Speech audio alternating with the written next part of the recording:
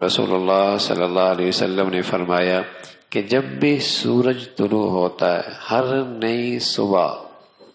نئی صبح جب سورج طلوع ہوتا ہے، اس کے دائیں بائیں 2 فرشتے بھی اس کے ساتھ اترتے ہیں، اور ان کی وہ پکار دنیا کی ہر مخلوق سنتی ہے سوائے انس اور جن کے۔ ساری مخلوق ان کی وہ ندا سنتی ہے۔ وہ کیا کہتے ہیں؟ یا ایھا الناس ہلموا الی ربکم، لوگو چلو اپنے رب کی طرف، فانما قل وکفى خیر مما کثر والھا، وہ تھوڑا جو کافی ہو جائے وہ اس بہت سے بہت بہتر ہے جو ہو تو بہت لیکن اللہ سے دور کر دے، اللہ سے دور کر دے۔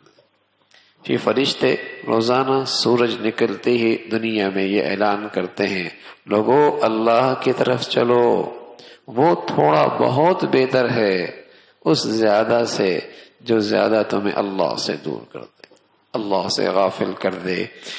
وَلَا غَرَبَتْ شَمْسٌ، فرمایا پھر سورج غروب نہیں ہوتا مگر اس کے ساتھ 2 فرشتے ہوتے ہیں، وہ کیا کہتے ہیں؟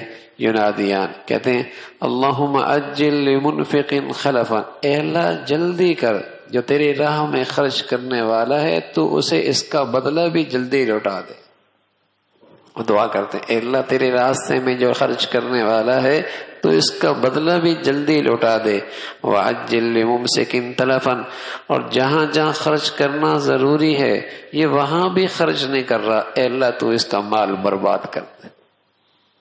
دونوں فرشتے روزانہ سورج غروب ہوتے وقت یہ دعا بھی کرتے ہیں، اے اللہ جو تیرے راہ میں خرچ کرنے والا اسے اس کا بدلہ جلدی دے دے، اور جو نہیں خرچ کرتا روک روک کے رکھ رہا ہے فرمایا اس کا مال ہلاک کر دے۔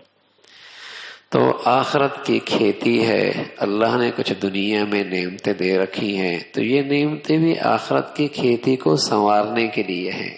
رسول اللہ صلی اللہ علیہ وسلم فرمایا کرتے تھے اس دنیا میں کچھ اللہ کے مخزن ہوتے ہیں، مخزن کہتے ہیں جس میں خزانہ رکھا جاتا ہے، کچھ دنیا میں اللہ کے مخزن ہوتے ہیں جس میں اللہ کا خزانہ رکھا جاتا ہے، اور جب تک یہ خزانے والا شخص جسے اللہ نے اپنا مخزن کا مالک بنایا ہے یہ خرچ کرتا رہتا ہے اپنی آخرت کی کھیتی سنوارتا ہے، اللہ اس خزانے میں اور ڈالتا رہتا ہے۔